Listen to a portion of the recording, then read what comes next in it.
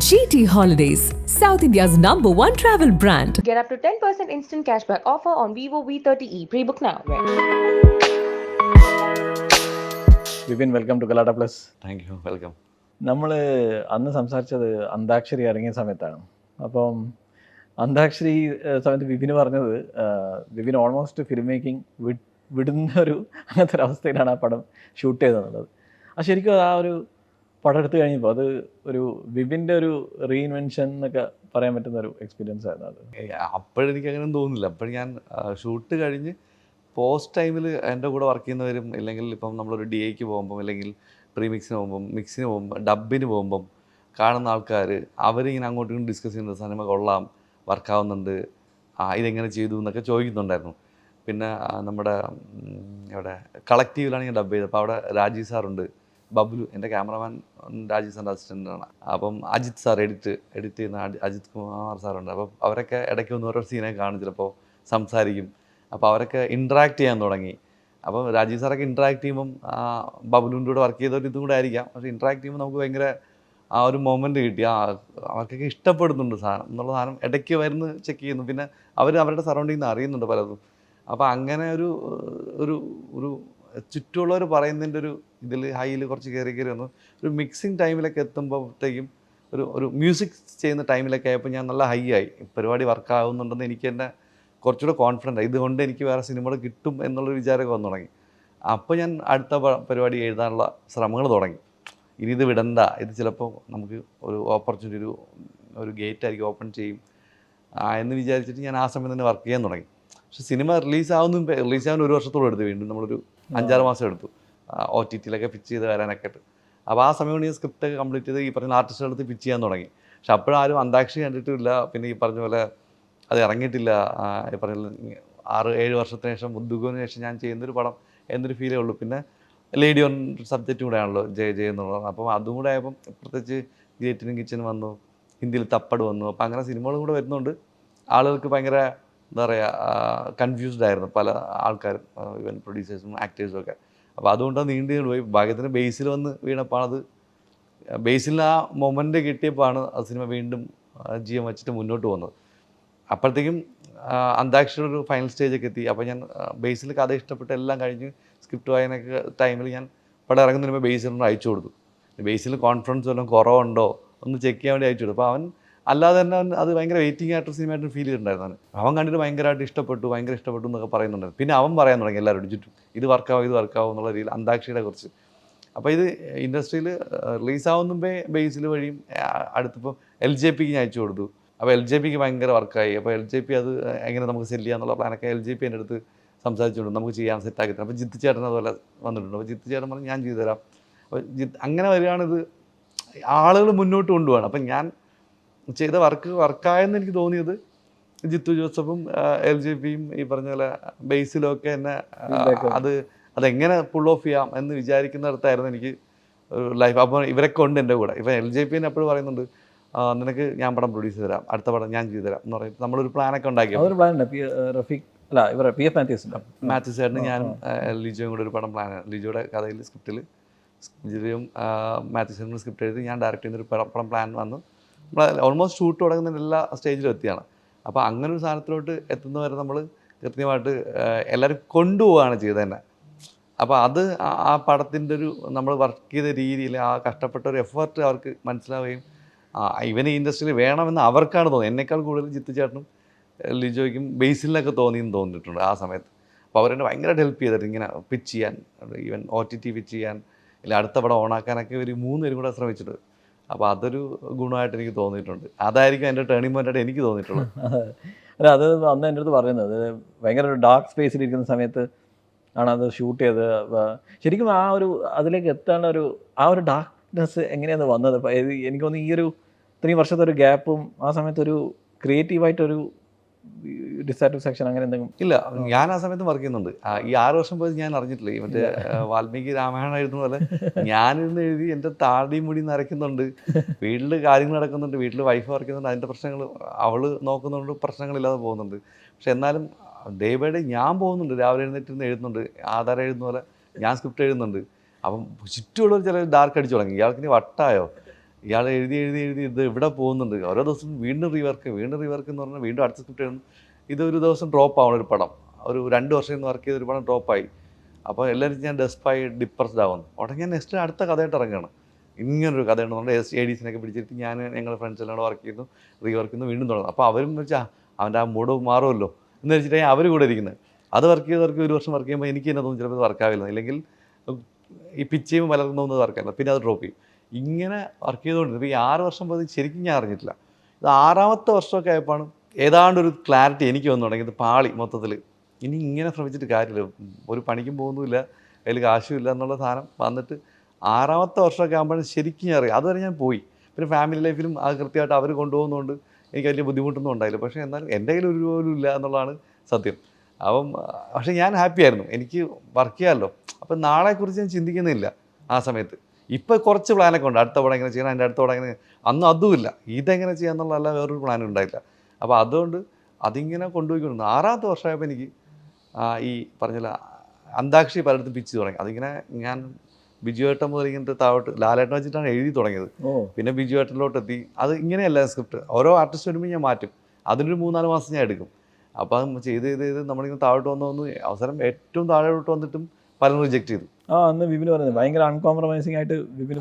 അപ്പം നമ്മൾ ഇതുവരെയ്ക്കും ഹീറോ ആകാത്ത ആൾക്കാരുടെ അടുത്ത് കൊണ്ടുപോയിട്ടുണ്ട്. അപ്പോൾ അവരും എന്നെ റിജക്ട് ചെയ്തു, വർക്കാവില്ലെന്ന് പറഞ്ഞു. അപ്പോൾ ഞാൻ ഇനിയിപ്പോൾ ഇയാൾക്കൊരു ഇൻട്രസ്റ്റ് ഇല്ല, ഞാനെങ്ങനെ ചെയ്യുന്നുള്ള പ്ലാനൊക്കെ ഉണ്ടായിരിക്കും. അവിടെയാണ് ഞാൻ ഡിപ്രഷൻ വരുന്നത്. അപ്പോൾ കംപ്ലീറ്റ്ലി എന്നെ ഇൻഡസ്ട്രി മൊത്തം റിജക്ട് ചെയ്തൊരു ഫീൽ എനിക്ക് പലയിടത്തും വന്നു. നിങ്ങളുടെ ഇതിൽ തന്നെ ഒരു സെൽഫ് ഡൗട്ട്. അതെ. അപ്പോൾ അപ്പോഴും ഞാൻ സൈജു കുറുപ്പിനെ കുറിച്ചൊരു ഓപ്ഷൻ ആലോചിക്കുന്നില്ല. എന്ന് വെച്ചാൽ പുള്ളി അങ്ങനെ ചെയ്യുമോ, എനിക്ക് സഹിച്ചേട്ടൻ നല്ല പരിചയമൊക്കെ ഉണ്ടെങ്കിൽ ഞാനൊരു ഹെൽപ്പ് പോലെ ചോദിക്കുന്ന പോലെ ആവോ, അവരെന്നെ ഹെൽപ്പ് ചെയ്യുന്ന ഒത്തിരി ഫീൽ വരാനും പാടില്ല എന്നുള്ളതുണ്ടായിരുന്നു. പക്ഷെ എന്നാലും ഈ പറഞ്ഞ പോലെ പ്രൊഡ്യൂസേഴ്സ് പറഞ്ഞു നമുക്ക് സഹിച്ചേട്ടൻ നോക്കാമെന്നുള്ള രീതി പറഞ്ഞപ്പോൾ നമ്മൾ ബഡ്ജറ്റൊക്കെ ഇട്ടിട്ട് സഹിച്ചേട്ടനെ വിളിച്ചിട്ട് ഏറ്റവും മോശമായിട്ട് കഥ പറയും സഹിച്ചേട്ടൻ്റെ അടുത്തായിരിക്കും. എല്ലായിടത്തും ഭയങ്കര ഡീറ്റെയിൽ ആയിട്ട് ഞാൻ കഥ പറഞ്ഞ് വേർത്ത് കുളിച്ച് പറയും, കൊള്ളത്തില്ല എന്ന് പറയുമ്പോൾ ഞാൻ വിഷമാവും.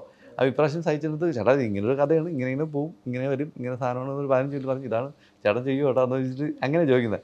അപ്പോൾ പുള്ളിക്ക് എന്നെ ഭയങ്കര ഇഷ്ടമാണ്, ഇപ്പോൾ മുദ്ദുക്ക് വേണ്ടിയിട്ടൊക്കെ ഉള്ളൊരു ഇഷ്ടമാണ് പുള്ളി. പിന്നെന്താ ചെയ്യാന്ന് വെച്ചാൽ പുള്ളിക്ക് ആ കഥ ഓക്കെ ആണോ ഇല്ലെന്നൊന്നും എനിക്കറിയില്ല, പുള്ളി ചെയ്യാൻ റെഡിയായപ്പോൾ. അപ്പോൾ അപ്പോൾ ഞാൻ ഇത്രയും കാലം എന്തിനാ ഇങ്ങനെ നടന്ന് കഷ്ടപ്പെട്ട് കഥ പറഞ്ഞു ഇങ്ങനെ പറഞ്ഞപ്പോൾ എന്ന് വിചാരിച്ചിട്ടുണ്ട്. അത് കഴിഞ്ഞിട്ട് പിന്നെ അത് അങ്ങ് പോവുകയാണ് ചെയ്തത്.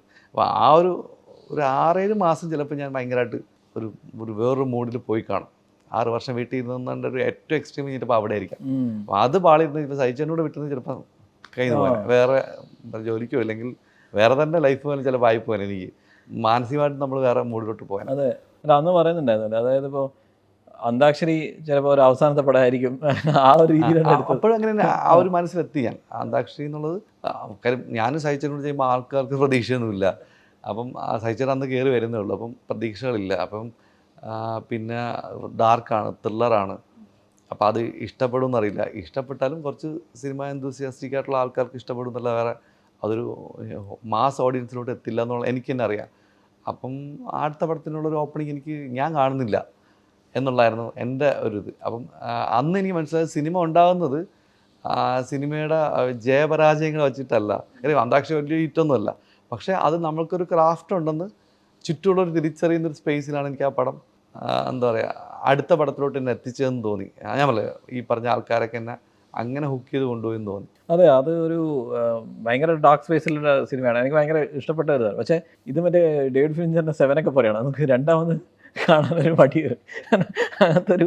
പക്ഷെ അത് ആ സിനിമയ്ക്ക് വേണ്ടി വിപിനെല്ലാം കൊടുത്തുന്നുള്ളതാണ് സാറിന്. ഇപ്പോൾ ആ സിനിമ ഞാൻ ഒരു ഡിക്റ്റേറ്റർഷിപ്പ് തന്നെയായിരുന്നു. അതായത് ഞാൻ ഒരാളെ അനങ്ങാൻ വിടില്ല. ഈവൻ ക്യാമറമാനായാലും മ്യൂസിക് ഡയറക്ടറായാലും അസിസ്റ്റൻസിനായാലും ഒരാളെയും ഈ പറഞ്ഞ ആക്ടേഴ്സിനാണെങ്കിലും ഒരു ഫ്രീഡം കൊടുക്കില്ല. ഞാനത് ഭയങ്കര ഒരു എന്താ പറയുക ഒരു ഫാസിസ്റ്റ് രീതിയിൽ തന്നെ എനിക്കത് ഷൂട്ട് ചെയ്തിട്ടുള്ളൂ. അപ്പോൾ പലർക്കും അത് പെയിൻഫുൾ ആയിരുന്നു, പലർക്കും അത് ഫിസിക്കലി ഇമോഷണലി മെൻ്റലി ഒക്കെ ഭയങ്കര പെയിൻഫുൾ ആയിട്ടുള്ള മൊമെൻ്റ്. ഇപ്പം ഒരാൾ അടിക്കാൻ തന്നെ പറയും ഞാൻ, അടി എന്ന് പറഞ്ഞാൽ അടി കിട്ടിയിരിക്കും. ആ അടി നമുക്ക് ഇവിടെ ഞാൻ മോട്ടർ ഇരിക്കുമ്പോൾ എനിക്ക് കേൾക്കാൻ പറ്റും, അത്രയ്ക്ക് അടി കിട്ടും. അങ്ങനെ നമ്മൾ കൊടുക്കുമായിരുന്നു. അപ്പം അതിൽ കിട്ടില്ല, എനിക്ക് ഫീൽ ചെയ്തിട്ടില്ല, ഒന്നുകൂടെ അടിക്കും.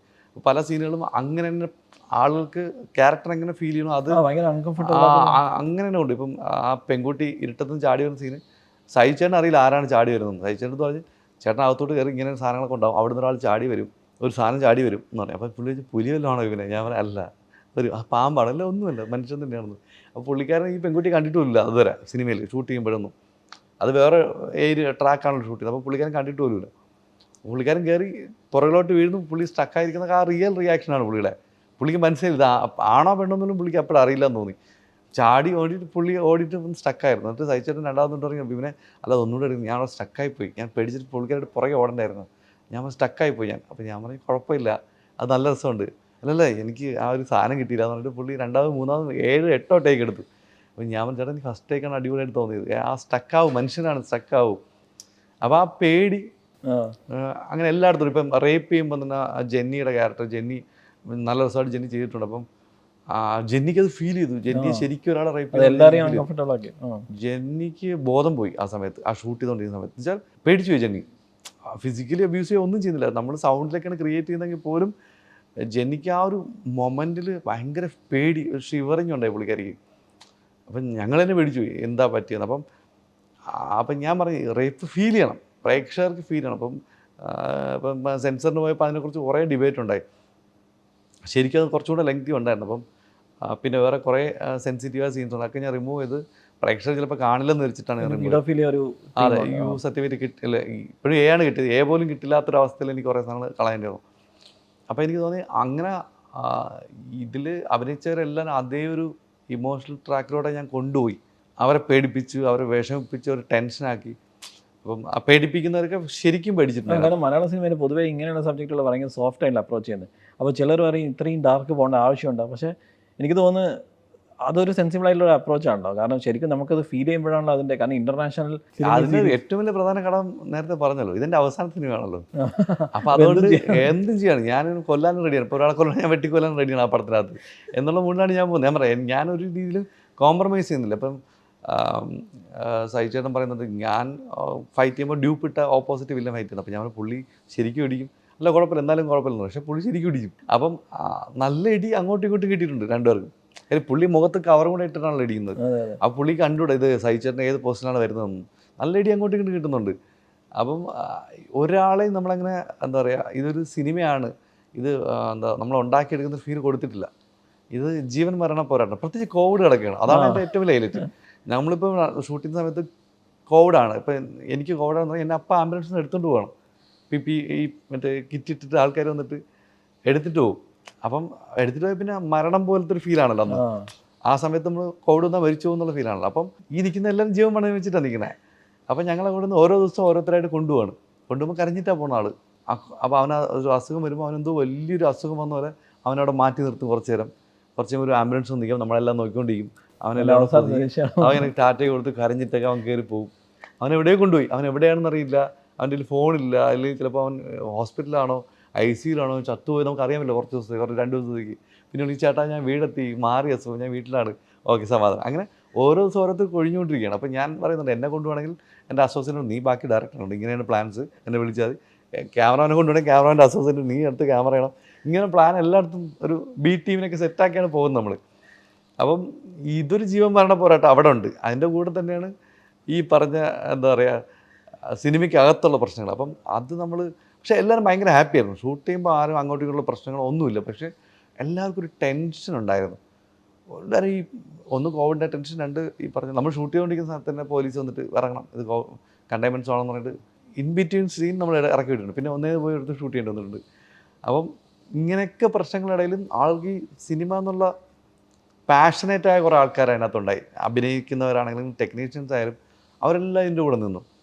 പ്രത്യേകിച്ച് നമ്മൾ ഓരോ സീൻ എടുക്കുമ്പോൾ അവർ എക്സൈറ്റഡ് ആയിരുന്നു, ഇതെങ്ങനെ വരും എന്നാണ്. നമ്മൾ എഡിറ്റ് ചെയ്ത് കാണിക്കുമ്പോഴൊക്കെ സ്പോട്ട് കാണുമ്പോൾ അവർ ഞാൻ എല്ലാവരും കാണിക്കും, കൂടെ ഉള്ളവരൊക്കെ വർക്ക് ചെയ്യുന്നവരൊക്കെ കാണുമ്പോൾ അവർക്ക് അത് എക്സൈറ്റഡ് ആവും. എക്സൈറ്റഡ് ആകുമ്പോൾ എന്ന് വെച്ചാൽ അവർ അടുത്ത പ്രാവശ്യം അതിന് കുറച്ചും കൂടി ഇമ്പാക്റ്റ് ചെയ്ത് അവർ ഡെലിവറി ആയിരുന്നു.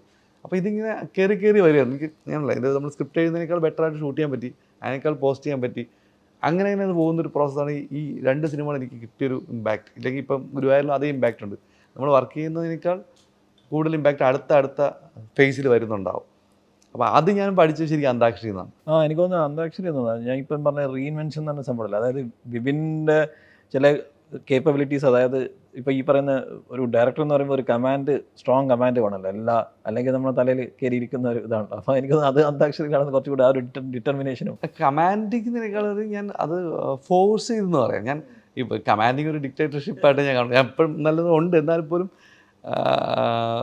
ഞാൻ ആക്ഷൻ വിളിക്കാറില്ല, ഞാൻ ആക്ഷൻ എന്ന സാധനം വിളിക്കാറില്ല. അപ്പം അത് തന്നെ ഒരു ഡിക്റ്റേറ്റർഷിപ്പിൻ്റെ ഒരു ഫീലായിട്ട് എനിക്ക് വരാം. അപ്പം ഞാൻ അസോസിയേറ്റ് വിളിക്കുന്നത്. അപ്പം പക്ഷേ അവരുടെ ക്യാരക്ടറിനകത്ത് നിന്നിട്ട് ഞാൻ അവരെ മാക്സിമം ഫോഴ്സ് ചെയ്ത് അവരെ കൊണ്ട് അത് ഡെലിവറി ചെയ്യും. അപ്പോൾ ഒരു പുതിയ ആക്ടർ അതിനകത്ത് അഭിനയിച്ചെല്ലാം ഓൾമോസ്റ്റ് പുതിയ ആൾക്കാരാണ്.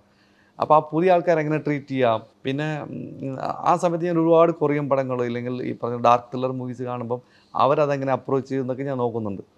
അപ്പം ഇപ്പോൾ അതിനകത്ത് അതൊന്നും വലിയ എവിഡൻ്റ് ആയിട്ടൊന്നും മനസ്സിലാവില്ല. എന്നാലും ഞാൻ അതിനകത്ത് കുറേ ട്രീറ്റ്മെൻറ്റ്സ് ആയിട്ട് കുറച്ച് ഫ്ലേവേഴ്സ് ഇങ്ങനെ ഇട്ടിട്ടുണ്ട്. അതായത് ഇപ്പം ആളുകൾ ഒരുപാട് മൂവ് ചെയ്യാൻ പാടില്ല, ക്യാമറ ഒരുപാട് മൂവ് ചെയ്യാൻ പാടില്ല, ഇപ്പം കണ്ണ് ചിമ്മാൻ പാടില്ല, പുരി അനങ്ങാൻ പാടില്ല, കൈ അനങ്ങാൻ പാടില്ല. ശ്രദ്ധിച്ചാൽ ആരും ഒരുപാട് സംസാരം ഓവർ ഇമോഷൻ ആവുന്നില്ല ആരും. പ്രിയങ്കയുടെ ഒരു ക്യാരക്ടർ ആ കുഞ്ഞിനെ പിടിക്കുമ്പോഴല്ലാതെ വില്ലനും അല്ലാതെ ഈവൻ സൈജു ഗ്രൂപ്പ് പോലും ഒരിടത്തും ഓവറായിട്ട് ഇമോഷൻ ആവുന്നില്ല, ഓവർ ടെൻഷൻ ആവുന്നില്ല, ഓവർ പേടിപ്പിക്കുന്നില്ല. അങ്ങനത്തെ എല്ലാവരും വളരെ മിനിമലായിട്ടാണ് അതിനകത്ത് പ്രസൻറ്റ് ചെയ്തിരിക്കുന്നത്. അത് ഈ പറഞ്ഞ കണ്ണുകളുടെ മൂവ്മെൻറ്റ്, ഒരുപാട് കണ്ണ് മൂവ് ചെയ്യാൻ പാടില്ല, ഉറക്കെ തമാശ പറയാൻ പാടില്ല, വലിയ തമാശയാണ് ചെറിയ ചിരികളെ കൊടുക്കുന്നുള്ളൂ. അപ്പം അങ്ങനെ അതൊരു വേറെ വേൾഡിലോട്ട് നമുക്ക് കൊണ്ടുപോകാൻ ഒരു സമയം. ഇപ്പോൾ കൊറിയൻ പടങ്ങളൊക്കെ അന്ന് കാണുന്ന ഒരു ടൈമൊക്കെ ആയതുകൊണ്ട് ആ ഒരു മൂഡിലോട്ട് കൊണ്ടുപോയി പിടിക്കാൻ തോന്നിയിരുന്നു. അപ്പം അവരങ്ങനെയാണ് പതുക്കെ നടക്കുക, സ്പീഡ് നടക്കില്ല, എല്ലാം അങ്ങനെ എവറി മൂവ്മെൻറ്റ് നമ്മൾ സോഫ്റ്റാക്കി കൊണ്ടുവന്ന് ആ ടോട്ടാലിറ്റി ആണെന്ന് നമുക്കത് മനസ്സിലാവുള്ളൂ. പക്ഷേ ആ സമയത്ത് നമ്മൾ റീടേക്ക് ഒരുപാട് പോകും. അപ്പം ചില ആക്ടേഴ്സൊക്കെ സംസാരിക്കും, കൈ എടുത്തിട്ട് സംസാരിക്കും. അപ്പം നമ്മൾ കൈ എടുക്കാൻ പാടില്ല. അപ്പോൾ കൈ വയ്ക്കുമ്പോൾ അവർ തലയാട്ടും, തല പിടിച്ച് വയ്ക്കുമ്പോൾ കൺപുരി കാട്ടും. അപ്പോൾ അത് അങ്ങനെ കുറച്ച് 20-28 ടേക്കൊക്കെ പോകും. എന്നാലും ലാസ്റ്റ് അവരില്ല ഇത് ഓക്കെ ഞാൻ പറയില്ല, കണ്ണനങ്ങുന്നുണ്ട്, കണ്ണനങ്ങാതെ എങ്ങനെ സംസാരിക്കും, ഞാൻ സംസാരിക്കണം എന്ന് പറഞ്ഞിട്ട് പിന്നെ അത് ചെയ്ത് കഴിഞ്ഞിട്ട് അവർക്ക് മനസ്സിലായത് വർക്കായിരുന്നു. അതുവരെ ചിലപ്പോൾ അവർ ഫ്രസ്ട്രേറ്റഡ് ആയി കാണും. എനിക്കൊന്ന് വിപിന് ജനറലി ഇപ്പം ഇങ്ങനെയുള്ള സബ്ജക്റ്റ് നല്ല വൃത്തിക്ക് എടുത്തിട്ടുണ്ടെങ്കിൽ പോലും പൊതുവേ ഒരു ഫീൽ ഗുഡ് സിനിമകൾ ഇഷ്ടപ്പെടുന്ന, അതായത് എനിക്ക് ഇപ്പോൾ മുതുകവന് തുടക്കവും ഇപ്പോൾ ജയിലോട്ട് വന്നു. അപ്പോൾ ജനറലി ഒരു ഹ്യൂമർ ആണ് കൂടുതൽ പ്രിഫർ ചെയ്യുന്നത്, അങ്ങനെയാണ് എൻ്റെ സ്വഭാവത്തിൻ്റെ നമ്മൾ പൊതുവെ അങ്ങോട്ടും കളിയാക്കുകയും ചിരിക്കുകയും തമാശയ്ക്ക് ഇഷ്ടപ്പെടുന്ന ആൾക്കാരൊക്കെ ആയതുകൊണ്ടായിരിക്കും ഈ കോമഡിയിലോട്ട് വരുന്നത്. അപ്പം ഞാൻ ഉപയോഗിക്കുന്ന കോമഡി ശരിക്കും വെർബൽ കോമഡീസ് വളരെ കുറവാണ്. ഇതുപോലെ കളിയാക്കുന്ന സാധനം അങ്ങനെ ഉണ്ടെങ്കിൽ ചിലപ്പോൾ ഗുരുവായൂരിലായിരിക്കും ഇനി വരാൻ പോകുന്നത്. കാര്യം അത് ഞാൻ എഴുതിയതല്ല, ദീപുവാണ് എഴുതിയത്. അപ്പോൾ ദീപുവിൻ്റെ സ്റ്റൈൽ ഓഫ് കോമഡി അതിനകത്ത് ഒരുപാട് വരുന്നത്. ഞാൻ എഴുതുമ്പോഴുള്ള പ്രശ്നം ഞാൻ എൻ്റേതായ ഒരു സർക്കാസ്റ്റിക് കളിയാക്കുന്ന പരിപാടികളൊക്കെ അതിനകത്ത് വരുള്ളൂ. അല്ലാതെ ഭയങ്കര വെർബൽ കോമഡീസ് അതിനകത്ത് പെട്ടെന്ന് എവിഡൻ്റ് ആയിട്ടുള്ള കോമഡി ചിലപ്പോൾ കിട്ടില്ല. അപ്പം അതെൻ്റെ ഒരു സ്വഭാവത്തിൻ്റെ ഒരു രീതി ആയിരിക്കാം, അത് ഞാൻ ആസ്വദിക്കുന്ന രീതി. അപ്പോൾ അതുകൊണ്ടായിരിക്കും അത് അങ്ങനെ വരുന്നതായിരിക്കും, അല്ലാതെ വേറെ ഒന്നും എനിക്ക് കൊണ്ടൊന്നും തോന്നുന്നില്ല. ഈ മുതുക എടുക്കുന്ന സമയത്ത് അത് പിച്ച് ചെയ്യാനും മേക്ക് ചെയ്യാനും സമയം അധികം എടുത്തത് അവരുടെ ഫസ്റ്റ് ഫിലിം എന്ന രീതിയിൽ. പിന്നെ ആ കോൺസെപ്റ്റ് ഭയങ്കര ഇൻട്രസ്റ്റിംഗ് ആണല്ലോ, ഒരാൾക്ക് ഇമോഷണൽ ആകുന്ന സമയത്ത് എല്ലാവരും പോയി കിസ് ചെയ്യാൻ. അത് പിന്നെ ഒരു ത്രില്ലർ കോമഡി ഈ പണ്ടത്തെ റാംജി റാവോ അല്ലെങ്കിൽ മാതാർ മത്തേ അങ്ങനത്തെ ഒരു വൈബ് വരുന്നുണ്ടല്ലോ അതിൽ. എനിക്ക് മുതുക വർക്ക് ചെയ്യാനോ പിച്ച് ചെയ്യാനൊന്നും ഒരുപാട് സമയം എടുത്തില്ല. ഞാൻ ആ മുതുകയിൽ എടുത്താൽ ഒരു 5-6 വർഷം എടുത്തു. മുതുക റെഡിയായി ഒരു 2 വർഷം കൊണ്ട് എഴുതി കഴിഞ്ഞിട്ട് പെട്ടെന്നെല്ലാം നടന്നു. അത് അജു തന്നെ വിജയബാബുവിൻ്റെ അടുത്ത് പിച്ച് ചെയ്യുന്നു. അപ്പം അജു വർഗീസിനാണ് പിച്ച് ചെയ്യുന്നത്. അപ്പം അത് കഴിഞ്ഞിട്ട് പിന്നെ വിജയേട്ടൻ അത് ടേക്ക് ഓവർ ചെയ്ത് തന്നു. പുള്ളി എന്നെ കൊണ്ടുപോകുന്നു, ആർട്ടിസ്റ്റുകളെ നോക്കുന്നു, അല്ലെങ്കിൽ അങ്ങനെ പിന്നെ അങ്ങ് പോയി, വലിയ പ്രശ്നങ്ങളില്ല. അതിനുശേഷമാണ് എൻ്റെ സ്ട്രഗിളിംഗ് പീരീഡ് തുടങ്ങുന്നത്. അപ്പം ഫസ്റ്റ് പടം കഴിഞ്ഞാൽ നമ്മൾ പലർക്കും ഒരു വിചാരമുണ്ട് ഒരു പാഠം ചെയ്ത് കിട്ടുന്നത് വെള്ളിയാഴ്ച രാവിലെ. പക്ഷേ അതല്ല, വെള്ളിയാഴ്ച രാവിലെ തുടങ്ങിയിട്ടേ ഉള്ളൂ. അത് തുടക്കമാണ്, ഫസ്റ്റ് തേങ്ങ അടിച്ചിട്ടേ ഉള്ളൂ. ഇനിയാണ് അങ്ങോട്ട് തുടങ്ങാമെന്നുള്ളത് അന്നാണ് എനിക്ക് മനസ്സിലായത്. അപ്പം ആ ഒരു പേസ് എനിക്ക് വലിയ പ്രശ്നം ഉണ്ടായില്ല. പക്ഷേ ഇതിൻ്റെ ഒരു ട്രീറ്റ്മെൻറ്റ് എനിക്ക് തോന്നിയിട്ടുള്ളത് മുതുകുവിന് എപ്പോഴും ഞാൻ വില്ലൻ്റെ പെർസ്പെക്റ്റീവിലാണ് സിനിമ കണ്ടിട്ടുള്ളത്.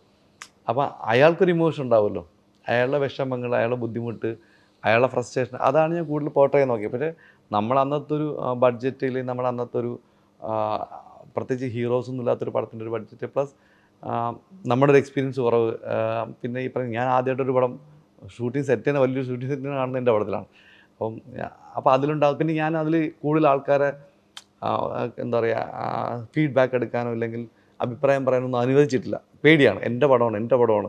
അപ്പം അത് വേറെ ആൾ പറയുമ്പോൾ അങ്ങനെയൊക്കെ വരും എന്നുള്ളൊരു പേടി അന്നുണ്ടായിരുന്നു.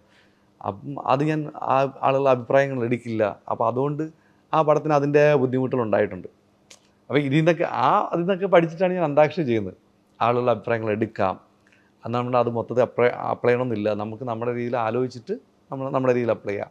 പിന്നെ ഈ പറഞ്ഞ ജൂനിയർ ആർട്ടിസ്റ്റുകൾ അല്ലെങ്കിൽ ചെറിയ ആർട്ടിസ്റ്റുകൾ അല്ലെങ്കിൽ സപ്പോർട്ടിങ് ആക്ടേഴ്സിനെ എങ്ങനെ ട്രീറ്റ് ചെയ്യാം, ഒരു സീനിൽ പോലും വന്നു പോകുന്നവർ വെറുതെ വന്നു പോകരുത്, അവരെങ്ങനെ പിടിക്കാം. അപ്പോൾ അങ്ങനത്തെ പരിപാടികളൊക്കെ എനിക്ക് മുതുകിൽ കുറേ പാളിയിട്ടുണ്ട്, കുറേ കോംപ്രമൈസ് ഉണ്ട്. ഈ പറയുന്ന ബഡ്ജറ്റിൻ്റെ ഇഷ്യൂസ് ആണ്, അപ്പം അതൊക്കെ കൊണ്ടിട്ട് നമുക്ക് ആ ബഡ്ജറ്റ് ഇഷ്യൂ എന്ന് പ്രൊഡക്ഷൻ്റെ പ്രശ്നം കൊണ്ടല്ല, ആ പടത്തിന് അത്രേ പറ്റുള്ളൂ. ആ പടത്തിന് എനിക്ക് തോന്നുന്നു എനിക്ക് വിജയേട്ടനടുത്താണ് ഏറ്റവും കംഫർട്ടായിട്ട് അന്ന് ഷൂട്ട് ചെയ്യാൻ പറ്റുമായിരുന്നത്. പുള്ളി അതുപോലെ പുള്ളി ഒരു ആക്ടറും കൂടെ ആയിട്ട് പുള്ളിക്ക് അത് മനസ്സിലാവുകയും ചെയ്തു. പുള്ളി കൃത്യമായിട്ട് എൻ്റെ കൂടെ നിൽക്കുകയും ചെയ്തു. പ്രശ്നം എന്ന് പറഞ്ഞാൽ ആ പടത്തിനൊരു ചെറിയ ബഡ്ജറ്റേ ഉള്ളൂ. ഞാനത് ഗോവയിലോ ഇല്ലെങ്കിൽ പോണ്ടിച്ചേരിയിലോ ഷൂട്ട് ചെയ്യുന്ന വലിയ ക്യാൻവാസ് ഡബിൾ ബാരൽ പോലെ ഷൂട്ട് ചെയ്യാൻ ആഗ്രഹിച്ചൊരു പടമാണ്. പിന്നെ എൻ്റെ റിയാലിറ്റി വരുമ്പം വിജയബാബുവിനെയും ഗോകുലിനെയും വെച്ചിട്ട് ഈ ഡബിൾ ബാരൻ്റെ ബഡ്ജറ്റ് എനിക്ക് കിട്ടില്ല. അതിൽ പൃഥ്വിരാജും ഇന്ദ്രജിത്തും അങ്ങനെ എല്ലാവരും ഉള്ളൊരു പടമാണത്. അപ്പം ആ ബഡ്ജറ്റിനനുസരിച്ചിട്ട് ആ പടം ചുരുക്കേണ്ടി വന്നു. പടത്തിൻ്റെ കണ്ടൻറ്റും ട്രീറ്റ്മെൻറ്റും ഒക്കെ ചുരുക്കേണ്ടി വന്നു. അപ്പം അതിൻ്റേതായ പ്രശ്നം ആ പടത്തിനുണ്ട്. പക്ഷേ അതെപ്പോഴും എനിക്ക് ഫേവറേറ്റ് നിൽക്കുന്നത് ഞാൻ അതിൽ ചെയ്ത് നോക്കിയതിൽ ഒരു 80% പരിപാടിയും വർക്കായി. അതിനകത്തൊരു സീൻ ഡിലീറ്റ് ചെയ്യേണ്ടി വന്നിട്ടില്ല. വർക്കായില്ല എന്ന് പറഞ്ഞൊരു സീൻ മാറ്റി വയ്ക്കേണ്ടി വന്നില്ല. ഒരു സീൻ റീഷൂട്ട് ചെയ്യേണ്ടി വന്നിട്ടില്ല. അപ്പോൾ അതൊന്നും എൻ്റെ നിന്ന് പോയിട്ടില്ല. അപ്പോൾ അത് ആസ് എ പ്രൊഡ്യൂസർ വിജയബാബുവിന് ഭയങ്കര ഇഷ്ടപ്പെട്ടൊരു പരിപാടിയായിരുന്നു അന്ന്. അപ്പോൾ ഞാൻ ചെയ്ത സിനിമകൾ ആരും റീഷൂട്ട് പറയാത്തൊരു സിനിമ ഇത് തന്നെയായിരിക്കും. ഇല്ലെങ്കിൽ ചില സീൻ റീഷൂട്ട്, ഇല്ലെങ്കിൽ ഞങ്ങൾ പറയും റീഷൂട്ട് ചെയ്യണം, ഇത് ഞങ്ങൾ പോലും പറഞ്ഞിട്ടില്ല. അപ്പം നിങ്ങൾ വെച്ച് തീർത്ത് തന്നു എന്നൊക്കെ പറഞ്ഞാൽ അവരും ഭയങ്കര ഹാപ്പിയാണ്. തിയേറ്ററിലോട്ട് എത്തുമ്പോഴുള്ള സിനാരി വേറെയായിരുന്നു. അതെന്താണെന്ന് അന്നാ മനസ്സിലായത്. പ്രേക്ഷകർക്ക് ആവശ്യമുള്ള കുറച്ച് സാധനങ്ങൾ വേണമായിരുന്നു എന്നൊക്കെ പിന്നെ എനിക്കത് മനസ്സിലാവുന്നത്. എനിക്കത് വിപിന് ഈ ഡിഫറെൻറ്റ് വേർഷൻസ് എഴുതുന്നു അല്ലെ, ഒരു സ്ക്രിപ്റ്റിൻ്റെ തന്നെ ചുരുങ്ങിയതും മറ്റേ വലിയ വേർഷനും, അങ്ങനെ എല്ലാ സിനിമ അങ്ങനെ എഴുതിയിട്ടുണ്ട്. എല്ലാ സിനിമയ്ക്കും 2 സ്ക്രിപ്റ്റ് ഉണ്ട്. ഇപ്പോൾ ഗുരുവായൂരിന് ഇപ്പോൾ 2 സ്ക്രിപ്റ്റ് ഉണ്ടാവും, ബേസിക്കലി 2 അല്ല 3 ഉണ്ടാവും. അത് ഈ ഒരു നമ്മുടെ മനുഷ്യൻ എന്നുള്ള നിലയിൽ നമ്മുടെ ഒരു എന്താ എവല്യൂഷൻ ഉണ്ടല്ലോ, അതിൻ്റെ ഭാഗമായിട്ട് വരുന്നത് തന്നെയായിരിക്കും. നമ്മൾ 2 വർഷം മുമ്പ് കാണുന്ന തമാശയല്ല, ഇല്ലെങ്കിൽ നമ്മുടെ എന്താ പറയുക ജീവിത രീതിയല്ല, നമ്മുടെ കാഴ്ചപ്പാടല്ല ഇപ്പോൾ കാണുന്നത്. ഇപ്പോൾ അന്താക്ഷരി ഉണ്ടായിരുന്ന ഒരാളുടെ കാഴ്ചപ്പാടല്ല എനിക്കിപ്പോൾ ഉള്ളത് എന്ന് പറയുന്നത്. അപ്പോൾ അതുപോലെ എല്ലാ മാറ്റത്തിനനുസരിച്ച് അപ്പം എനിക്ക് തോന്നുന്നു ഇത് പോരാ. ആ റീവർക്കാണ് ഇതിനകത്ത് നടക്കുന്ന മെയിൻ. പിന്നെ തോന്നിയിട്ടുള്ളത് ഇവർ ഈ സിനിമ നമ്മൾ അപ്രോച്ച് ചെയ്യുമ്പം ആ സമയത്ത് കുറേ സിനിമകൾ വരും. അപ്പോൾ നമ്മൾ അത് വെച്ചുള്ള കമ്പാരിസൺസ് വരും. അപ്പോൾ അത് ഒഴിവാക്കാനുള്ള ശ്രമങ്ങൾ നടക്കും. അൾട്ടിമേറ്റ്ലി ഞാനിപ്പോഴും ആൾക്കാരെ എൻഗേജ് ചെയ്യിക്കണം എന്നുള്ള ഒറ്റ ഐഡിയ മാത്രമേ കൊണ്ടുപോകാറുള്ളൂ. അപ്പോൾ അതിനകത്ത് വേറെ കോംപ്രമൈസ് ചെയ്യാറില്ല. അത് വന്നാൽ പിന്നെ വേറെ ഒന്നും ഞാൻ നോക്കില്ല. ഈ ജെ ഇത്രയും വലിയൊരു വിജയമാവുന്ന ആ സമയത്ത് പ്രതീക്ഷിച്ചത്? മിക്സിങ് ടൈമിൽ ഞാൻ വിചാരിച്ചു അതുവരെ എനിക്ക് ഹിറ്റാവും വർക്കാവും, പക്ഷേ ആളുകൾ കാണാൻ വരും. ആദ്യത്തെ ഒരാഴ്ച ആളുകൾ കാണണമല്ലോ, അത് കഴിഞ്ഞിട്ടുള്ള ഇത് പിക്ക് ചെയ്യുള്ളൂ. അപ്പോഴത്തേക്കും സിനിമ തിയേറ്ററിൽ നിന്ന് പോകും. ഈ വക പേടികളുണ്ടായിരുന്നു ആദ്യമൊക്കെ എനിക്ക്. പിന്നെ ആദ്യമായിട്ടാണ് ഒരു 8-6 വർഷത്തിന് ശേഷം തിയേറ്റർ റിലീസ് ചെയ്യുന്നത്. അപ്പം അതിൻ്റെ ടെൻഷൻ. അപ്പം അത് എനിക്ക് ഷൂട്ടിംഗ് ടൈമിലും സ്ക്രിപ്റ്റ് ചെയ്യുമ്പോഴും ഒക്കെ ഉണ്ടായിരുന്നൊരു ടെൻഷൻ അവിടെയായിരുന്നു. ഇപ്പോൾ ബേസിലും ഭയങ്കര ഒരു ആക്ടർ ആയില്ല അപ്പോൾ ദർശനയും ഭയങ്കര അത്ര ഇതായിട്ടില്ല. അപ്പം ഞാൻ ഒട്ടുമേയല്ല. അപ്പോൾ എല്ലാവരുടെയും ഒരു ചെറിയ സെൻസ് വെച്ചിട്ട് ആ പടം കയറുകയാണ്. അപ്പം ആദ്യത്തെ ഒരാഴ്ച എങ്ങനെ സർവൈവ് ചെയ്യും എന്നുള്ളതാണ് എൻ്റെ പേടി. വലിയ പടങ്ങളുണ്ടെങ്കിൽ എന്നോട് മുങ്ങിപ്പോവോ. പിന്നെ 2ാമത്തെ ആഴ്ച 3ാമത്തെ പിക്ക് ചെയ്യും. ചിലപ്പോൾ ഇത് OTT-ലും TV-ലും ഭയങ്കരമായിട്ട് റെസ്പോണ്ട് ചെയ്യുമെന്ന് എനിക്കറിയാം. പക്ഷേ അത് ഈ തിയേറ്ററിൽ അതെങ്ങനെ പോകുമെന്ന് എനിക്ക് ഭയങ്കര പേടിയാണ്. അപ്പോൾ പിന്നെ തിയേറ്ററിലോട്ട് പമ്പ് ചെയ്യാനുള്ള സാധനമാണ് ഈ ഫൈറ്റിലൊക്കെ നല്ല ഇമ്പാക്റ്റ് ചെയ്യും. ഗാലറി സൗണ്ടും കമൻട്രി ഫൈറ്റിൻ്റെ എഫക്ട്സ് ഒക്കെ വേറെ ഇതിലാക്കിയിട്ടൊക്കെ നമ്മൾ സാധനം പിടിച്ചത്. അപ്പം ആദ്യത്തെ ഒരാഴ്ചയുള്ള പേടി എനിക്കുണ്ടായിരുന്നുള്ളൂ. പക്ഷേ മിക്സിങ് ടൈമിൽ പ്രോപ്പർ മ്യൂസിക്കൊക്കെ ചെയ്ത് മിക്സിങ് ടൈമിൽ നമ്മൾ സിനിമയുടെ ഏറ്റവും അവസാനത്തെ രൂപം കാണാമല്ലോ. അപ്പം ഞാനിത് വിളിച്ചിട്ട് വൈഫിനോട് ഇല്ലെങ്കിൽ ഫ്രണ്ട്സിനോട് ഇല്ലെങ്കിൽ ഇത് നമ്മൾ അടിക്കും. No doubt. As a viewer എനിക്ക് വർക്കാണ്. നമ്മൾ ചെയ്ത സിനിമയുണ്ടല്ലോ, ഇത് ഭയങ്കരമായിട്ട് വർക്കാണ്. No doubt. കോൺഫിഡൻ്റ് ആയിട്ട് എനിക്ക് ഇതിൻ്റെ പ്രൊഫഷനാണെന്ന് എനിക്ക് പറയാൻ പറ്റും എന്ന് പറയുന്ന സ്പേസിലോട് ഞാൻ എത്തിയെന്ന് ഞാൻ വിളിച്ച് പറയുന്നുണ്ട്. മിക്സിങ് ടൈമിൽ രാത്രി 12 മണിക്ക് വിളിച്ചിട്ട് എൻ്റെ ഫ്രണ്ട്സിനെയൊക്കെ വൈഫിനെ കോൺഫറൻസ് ഇട്ടിട്ട് എങ്ങനെയുണ്ട് മിക്സ് ചെയ്തപ്പോൾ ഞാൻ മിക്സ് ചെയ്യുന്ന സാധനം കൊള്ളാം, എല്ലാവർക്കും ഇമോഷൻ വർക്കാണ്, എനിക്ക് നല്ല ഇമോഷനായി, ഭയങ്കര ഇമോഷനായി. പക്ഷേ എനിക്ക് തോന്നിയത് ഭയങ്കര രീതിയിൽ ഹിറ്റാവും പടം. നമ്മൾ വിചാരിച്ചതിനേക്കാൾ പടം ഹിറ്റാവും, ഉറപ്പാണ്. ഒറ്റ കണ്ടീഷനുള്ളൂ, എനിക്ക് നമ്മൾ ഞാൻ കണ്ട രീതി ചിലപ്പോൾ മാറിപ്പോയെന്നൊരു പേടി എനിക്കുണ്ട്. അത് ചെയ്തു വന്നപ്പം എനിക്ക് മാറിപ്പോയതുള്ള തോന്നി. വേറെ ഒന്നുമില്ല, ജയയുടെ ഇമോഷൻ നമ്മൾ വിട്ടിട്ട് കോമഡി കൂടിപ്പോയോ എന്നൊരു ഡൗട്ടുണ്ട്. അതെ എനിക്ക് തോന്നുന്നു അതിൻ്റെ ഒരു ചെറിയൊരു ക്രിറ്റിസിസം മീൻസ് പടം പൊതുവെ എല്ലാവർക്കും ഭയങ്കര ഒരു ഭയങ്കര തെറപ്പി ഫീലിംഗ് ആണല്ലോ എല്ലാവർക്കും. ഇപ്പോൾ എസ്പെഷ്യലി സ്ത്രീകൾ, ഇപ്പോൾ ഞാൻ തന്നെ പത്മേനെ കണ്ടപ്പോൾ എനിക്കറിയാം, അത് കുറേ സ്ത്രീകളിങ്ങനെ ഓൾ ഏജ് ഗ്രൂപ്പ്സ് ഭയങ്കര ചിരിച്ചിട്ടും ഭയങ്കര അവർക്കൊരു ഫീലിംഗ് ആണല്ലോ. അപ്പോൾ അതേസമയം ഒരു ചെറിയ ക്രിറ്റിസിസം എന്ന് വെച്ചാൽ ഇപ്പോൾ എൻ്റെ ചില ഫീമെയിൽ ഫ്രണ്ട്സും അവർ പറഞ്ഞിട്ടുണ്ട് ഈ ആ ഇഷ്യൂവിനെ നിസ്സാരവൽക്കരിക്കുന്നുണ്ടോ എന്നുള്ളൊരു തോന്നൽ. കാരണം അതൊരു സൂപ്പർ, കാരണം റിയൽ ലൈഫിൽ അങ്ങനെ ചെയ്യാൻ പറ്റില്ലല്ലോ ഫൈറ്റ്. അപ്പോൾ ഞാൻ പറഞ്ഞു ഗ്രേറ്റ് ഇന്ത്യൻ കിച്ചൺ പോലത്തെ ഒരു സിനിമ അവിടെയുണ്ട്, ഇതിൻ്റെ ഉദ്ദേശം വേറെയാണ്. ഇതൊരു മാസ് പടം, അതായത് റിയൽ ലൈഫിൽ ചെയ്യാൻ പറ്റാത്ത കാര്യം സിനിമയിലൂടെ നമുക്ക് Catharsis ആണ്. ആ സാധനം ഉണ്ടായിരുന്നു എനിക്ക്. അതായത് ഞാൻ മിക്സിങ് ടൈമിലാണ് ഞാനത് തിരിച്ചറിയുന്നത്, ഇത് കോമഡി കുറച്ച് ലൗഡായി, ഇവളുടെ ഇമോഷൻ താഴെ പോയി, നമ്മൾ ഇവളുടെ ഇമോഷൻ അഡ്രസ്സ് ചെയ്യണമായിരുന്നു എന്ന് എനിക്ക് തോന്നി ഒരു സമയത്ത്. അവൾ താഴെ പോയോ എന്നൊരു സാധനം എന്നുവെച്ചാൽ ക്യാരക്ടർ ഫുള്ളായിട്ട് വിട്ടുപോയെന്നല്ല, പുള്ളിക്കാരി എപ്പോഴും എന്താ പറയുക അതേ മീറ്റർ തന്നെയാണ് പോകുന്നത്. പക്ഷേ അവളുടെ ഇമോഷൻസിൽ നിന്ന് ആളുകൾ സ്വിച്ച് ചെയ്ത് വേറെ സ്ഥലത്തോട്ട് പോകുന്നുണ്ടോ എന്ന് എനിക്ക് പേടി. അവരുടെ ആ ഒരു പെയിൻ ഇന്റേണൽ അത് മിസ്സായോ എന്നൊരു പേടി എനിക്ക് ഭയങ്കരമായിട്ട് ഉണ്ടായിപ്പോയി. അപ്പോൾ അത് ഞാനത് മിക്സിങ് ടൈമിൽ പറഞ്ഞു. അതിൻ്റെ ഞാൻ ഈ മിക്സിങ് കഴിഞ്ഞിട്ടൊക്കെ ഞാൻ വൈഫിനെയും ദർശനയെ കുറിച്ചിട്ട് കരഞ്ഞിട്ട് എനിക്കത് വിട്ടുപോയി, ഞാൻ കോമഡി ആയിട്ട് ട്രീറ്റ് ചെയ്ത പടം എന്നുള്ള സാധനം എപ്പോഴും. അപ്പം എല്ലാവരും പറയുന്നുണ്ട് അത് കുഴപ്പമില്ല, പടത്തിന് അതാണല്ലോ ഇൻട്രസ്റ്റിംഗ് ഫാക്റ്റ് എന്നുള്ള രീതിയിൽ പോയി. അപ്പോൾ എനിക്ക് ഭയങ്കര ഇമോഷൻ, ഞാൻ ഭയങ്കര ഇമോഷണലി ഡൗൺ ആയിരുന്നു മിക്സിങ് കഴിഞ്ഞ സമയത്ത്. ഈ പടം ഹിറ്റാവുകയാണെങ്കിൽ അതെനിക്ക് തിരിച്ചടിക്കും എന്നുവെച്ചാൽ അവരുടെ ഇമോഷൻ അതെനിക്ക് ശരിക്കും അടിച്ചു. പടം റിലീസ് ചെയ്ത സമയം മുതൽ എനിക്ക് വരുന്ന കോൾസ് മൊത്തം കരച്ചിലായിരുന്നു. അത് ബേസിലിനും ദർശനയ്ക്കും എനിക്കൊക്കെ വരുന്ന ആൾക്കാർ കരഞ്ഞുകൊണ്ടാണ്. അപ്പോൾ ഞാൻ എൻ്റെ അടുത്ത് ബേസിൽ ദർശനം ഉണ്ടെങ്കിൽ സ്പീക്കർ ഫോണിട്ട് കൊടുക്കും, അവർ സംസാരിക്കും ഞാൻ ബേസിലാണ്, ഞാൻ ദർശനമാണ്, കരയാതിരിക്കും എന്നൊക്കെ പറഞ്ഞ് അവർ സംസാരിച്ചിട്ടുണ്ട് പലയിടത്തും. ഒരാളെ നമുക്കറിയില്ല, അൺനോൺ നമ്പേഴ്സ് എന്നായിരുന്നു. അപ്പം ഞാൻ ചെയ്യോ ഇവരൊക്കെ വീട്ടിൽ പോയിരുന്ന് കരയാണ്, ഇവർ നാട്ടിൽ മൊത്തം ചിരിക്കുമ്പോൾ അവർ ഇരുട്ടിൽ നിന്ന് കരയാണ്. അപ്പം ഞാൻ പറഞ്ഞത് എനിക്കത് കിട്ടിയപ്പോഴും ഇത് തന്നെയാണ്. അപ്പം ഞാൻ അങ്ങനെ ഡിപ്രഷനിൽ പോയി 2 ആഴ്ചത്തെ. അത് 2 ആഴ്ചയോളം ഞാൻ 2-3 ആഴ്ചയോളം എനിക്കിങ്ങനെ അതിൻ്റെ ഫീലുണ്ട്. ഇപ്പോഴും എനിക്കത് ചിലർ വിളിച്ചിട്ട് ഭയങ്കര ഇമോഷണലി പറയും, നിങ്ങളത് കോമഡി ആയിട്ട് ട്രീറ്റ് ചെയ്തപ്പം ഞങ്ങളെ കണ്ടില്ല എന്ന് പറയുന്നത്. അപ്പം ഞാനത് അക്സെപ്റ്റ് ചെയ്യും, ശരിയാണ് അവരെ വച്ചിട്ട് തമാശ കാണിക്കാൻ പാടില്ലായിരുന്നു എനിക്ക് തോന്നി. അങ്ങനെ ഒരു ഡൗട്ട് എവിടേക്ക് വന്നുപോയി. കാര്യം ആഫ്റ്റർ ഓൾ ഇതെല്ലാവരും കണ്ടുകൊണ്ട് അവർക്കൊരു ഈ പറഞ്ഞൊരു തെറാപ്പി പോലെ ഒരു തിരിച്ചറിവ് പോലെയൊക്കെ കുറേ സാധനങ്ങൾ വന്നിട്ടുണ്ട്. അതെനിക്ക് സന്തോഷമുണ്ട്. കുറേ പേർക്ക് ഡിവോഴ്സിൻ്റെ പ്രശ്നങ്ങൾ വന്നിട്ടുണ്ട്, കുറേ പേര് കരോട്ട പഠിക്കുന്നവർ എനിക്ക് ഇപ്പോഴും അയക്കുന്നുണ്ട് മെസ്സേജ്. അങ്ങനെയുള്ള ആൾക്കാരുണ്ടല്ലോ ഒരുപാട്. എനിക്ക് ആഴ്ചയിൽ ഒരിക്കലും പുതിയ ഫോട്ടോ വരും, സാർ ഞാനിത് പഠിച്ചു, താങ്ക് യു ഫോർ ദി എന്താ പറയുക ഈ ഒരു അറിവ് അല്ലെങ്കിൽ ഇങ്ങനൊരു വഴിയുണ്ട് കാണിച്ചതിൽ അവർ നന്ദി പറയുന്ന ആൾക്കാർ ഒന്ന് പറഞ്ഞ് കുറേ. എനിക്ക് ആഴ്ചയിൽ ഒരിക്കലും കരോട്ട ചെയ്യുന്നൊരു ഫോട്ടോ ഇങ്ങനെ വരും. അപ്പോൾ അതിൽ തന്നെ ഈ ടോക്സിക് മെയിൽ അല്ലെങ്കിൽ പേട്രിയാർക്കൽ ഇതിനെ ക്രിറ്റിസൈസ് ചെയ്യുന്നുണ്ടെങ്കിൽ പോലും ഒരുപാട് നമ്മുടെ ഫാമിലിയിൽ തന്നെയുള്ള ചില റിലേറ്റീവ്സിനെ അത് കാണാൻ പറ്റുന്നുണ്ട്. പിന്നെ അതിൽ പിന്നെ ഒരുപാട് എലിമെൻറ്റ്സ് ഉണ്ടല്ലോ. അപ്പോൾ ഞാൻ പലപ്പോഴും വിചാരിച്ചിട്ടുണ്ട് അതിലെങ്ങനെയാണ് എല്ലാം കൂടെ ബാലൻസ് ചെയ്തത്. കാരണം ഈ രാഷ്ട്രീയപരമായിട്ട് അതുകൊണ്ട് പല ടൈപ്പ് ആണുങ്ങളുടെ സ്വഭാവം, ഈ പറയുന്ന സോഷ്യൽ മീഡിയയിൽ ഭയങ്കര പ്രോഗ്രസീവായിട്ടുള്ള ആൾക്കാർ പക്ഷേ റിയൽ ലൈഫിൽ ടോക്സിക് ആണ്, അങ്ങനെയുള്ള കുറേ ആൾക്കാരുണ്ടല്ലോ. ഇത് ആ ഒരു ബാലൻസ് എനിക്ക് തോന്നുന്നു വിപിനെ എവിടെയോ പറഞ്ഞിട്ടുണ്ടോ, ഈ സോഷ്യൽ മീഡിയയിൽ കാണുന്ന ചില കാര്യങ്ങളെടുത്ത് ആഡ് ചെയ്തിട്ട്. പക്ഷേ ഇതിൻ്റെ ഒരു എല്ലാം കൂടി ആഡ് ചെയ്യുമ്പോൾ ആ ഇൻഗ്രീഡിയൻസ് എല്ലാം ഒന്ന് ബാലൻസ് ചെയ്യേണ്ടി വരും. ബേസിക്കലി ജെ കാണുന്നത് നിങ്ങൾ എൻ്റെ കണ്ണിൽ കൂടെയാണ്. നിങ്ങൾ ബാക്കി സിനിമയൊക്കെ ഡയറക്റ്റഡ് ബൈ എന്ന് എഴുതി വയ്ക്കാം, നമുക്ക് ഞാൻ ഡയറക്റ്റ് ചെയ്ത സിനിമയാണ്. ജെ ഞാൻ കണ്ട സിനിമയാണ്, ഞാൻ കണ്ട സിനിമ എൻ്റെ കണ്ണിൽ കൂടെ ആസ് എ വ്യൂവർ കണ്ട സാധനങ്ങൾ നിങ്ങൾ എൻ്റെ കണ്ണിൽ കൂടെ കാണുകയാണ്. അപ്പം നമ്മൾ എന്താ പറയുക, ഒരു വീട്ടിലോട്ട് നമ്മൾ എത്തി നോക്കുകയാണ്, അപ്പുറത്തെ വീട്ടിൽ നടക്കുന്ന കാര്യം നമ്മൾ എത്തി നോക്കുകയാണ്. അപ്പം കേരളക്കരയാകയിൽ ഓഡിയൻസ് മൊത്തം തിയേറ്ററിൽ ഇരിക്കുന്നവർ മൊത്തം എൻ്റെ കണ്ണിലൂടെ ഈ വീട് കാണുകയാണ്, ഈ വീട്ടിലെ പെൺകുട്ടിയെ കാണുകയല്ലേ, ഇവളുടെ ലൈഫ് കാണുകയാണ്. അപ്പം ഞാൻ കാണിക്കുന്നത് മാത്രമേ നിങ്ങൾ കാണുന്നുള്ളൂ. ഇതാണ് എൻ്റെ POV ഈ സിനിമയെക്കുറിച്ച്. ജെ തുടങ്ങുമ്പോൾ എൻ്റെ ഐഡിയ ഇതായിരുന്നു. അപ്പോൾ അതുകൊണ്ടാണ് ഫുൾ കാൻഡിഡ് ഷോട്ട്സുകളുള്ളത്, കൂടുതൽ സജഷൻ ഷോട്ട്സുകളുള്ളത്, കൂടുതൽ തേർഡ് ഐ ആയിട്ടുള്ള ആംഗിളിലുള്ള ഷോട്ട്സുകൾ, വിൻഡോയ്ക്ക് പുറത്തുനിന്നുള്ള ഷോട്ടുകൾ കൂടുതൽ യൂസ് ചെയ്യുന്നത്. ഞങ്ങൾ കാണുന്നതാണ് നിങ്ങളുടെ വീട്, ഇത് എൻ്റെ വീടല്ല വേറെ ആരുടെ വീടാണ്. പക്ഷേ ഗ്രാജുവലി നമ്മൾ ഇതിനകത്ത് ഉള്ളിലോട്ട് വരും. അങ്ങനെയാണ് നമ്മൾ ഇപ്പോൾ ഇമോഷൻസ് പറയുന്നത് മൊത്തം വിൻഡോയ്ക്ക് പുറത്തുനിന്നാണ്, കൂടുതലും വിൻഡോയുടെ സൈഡിൽ നിന്നാണ് ഇമോഷൻസ് വരുന്നത്. ഗ്രില്ല് ഫുൾ എപ്പോഴും ഗ്രില്ലിൽ സാധനങ്ങൾ ഉണ്ടാവും. അപ്പോൾ അത് പിടിച്ച് അകത്തോട്ട് ലാസ്റ്റ് സെക്കൻഡ് ഹാഫിലോട്ട് നമ്മൾ കുറച്ചുകൂടി അകത്തോട്ട് വരുന്നത്, അതുവരെ വരുന്നില്ല. അപ്പം ആ ഒരു POV പോകുമ്പോൾ നമുക്ക് കുറച്ച് കഴിയുമ്പോൾ നമ്മൾ അതിന് ഉള്ളിലോട്ട് എത്തും എന്ന് വിചാരിച്ചിട്ടാണ് അത് ഷൂട്ട് ചെയ്യുന്നത്. അപ്പോൾ ആ POV കൃത്യമായിട്ട് എനിക്ക് വർക്കായി. 1. 2, ഈ പറഞ്ഞ സാധനങ്ങളൊക്കെ വരുന്നത് ഞാൻ പറയുകയാണ്. എനിക്ക് ഒരു ഇൻ്റർവ്യൂവിൽ ഇരുന്ന് പറയാൻ പറ്റുന്ന കാര്യങ്ങളാണ് ഞാൻ സിനിമയ്ക്കകത്ത് കൊണ്ടുവന്നിരിക്കുന്നത്.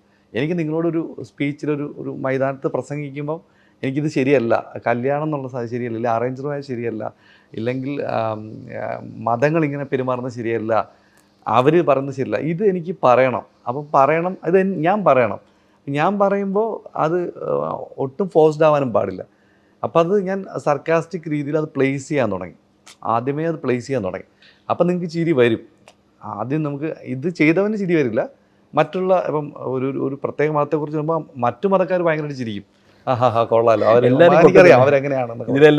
കുറച്ച് കഴിയുമ്പോൾ ഇയാൾ പറയുമ്പോൾ ഇയാൾ ചിരിച്ച ആൾ മിണ്ടായിരുന്നിട്ട് ബാക്കിയുള്ളവർ ചിരിക്കും. അപ്പോൾ ഒരു സെൽഫ് ട്രോൾ എന്നുള്ള നിലയിൽ അങ്ങോട്ട് പോയി. അതൊരു ഒന്നാമത്തെ കാര്യം. 2, ഈ ബേസിക് സാധനം ഇതാണ്. ഇത് എനിക്ക് പറയാനുള്ളത്, അതായത് പ്യുവർലി ഞാൻ ഇതിന് ശേഷം ഇനി അങ്ങനെ ഒരു പടം എടുക്കുമെന്ന് എനിക്കറിയില്ല. അത് എനിക്ക് പറയാനുള്ള കാര്യങ്ങൾ പറയാൻ വേണ്ടി എടുത്തൊരു പടം, ഒരു ഡോക്യുമെൻറ്റേഷൻ തന്നെയാണ് പടം. അപ്പോൾ അതിനകത്ത് നടക്കുന്ന ജയ ആണെങ്കിലും രാജേഷ് ആണെങ്കിലും അമ്മമാരാണെങ്കിലും അച്ഛന്മാരാണെങ്കിലും അല്ലെങ്കിൽ ബാക്കിയുള്ള ക്യാരക്ടേഴ്സ് ആണെങ്കിലും ഒക്കെ എൻ്റെ POVയിലാണ് നിൽക്കുന്നത്. ഇപ്പോൾ അമ്മയും അച്ഛനും എല്ലാ സിനിമയിലും നന്നായിട്ടാണ്. ഇപ്പോൾ എൻ്റെ അച്ഛനമ്മമാർ മോശമെന്നല്ല പറയണത്. അവർക്ക് അവരുടെ അറിവിൻ്റെ പരിമിതി, അല്ല ഒരു കാലഘട്ടത്തിൽ ജീവിച്ച പരിമിതി കൊണ്ടുണ്ടാകുന്ന അവരുടെ ജനറേഷൻ ഗ്യാപ്പിലുണ്ടാകുന്ന അറിവിൻ്റെ ഒരു പരിമിതി ഉണ്ടാകും. അതുകൊണ്ടായിരിക്കും അവർ ആ രീതിയിൽ ട്രീറ്റ് ചെയ്യുന്നത്. ഇപ്പോഴത്തെ ജനറേഷനെ മനസ്സിലാക്കാൻ ആ ജനറേഷൻ മനസ്സിലാക്കാൻ പറ്റില്ല. അവർക്ക് പഠിക്കണം, ഇല്ലെങ്കിൽ ജോലിക്ക് പോകണം, ഇല്ലെങ്കിൽ അവർക്ക് ഇഷ്ടപ്പെട്ട ജോലിയാണെന്ന് പറയുമ്പോൾ ഇവരുടെ ഇൻസെക്യൂരിറ്റി കാരണം ഇവരുടെ ഒരു സേഫ് ആയിട്ടുള്ള ജോലി എന്നുള്ള പരിപാടിക്ക് വിടുന്നതൊക്കെ.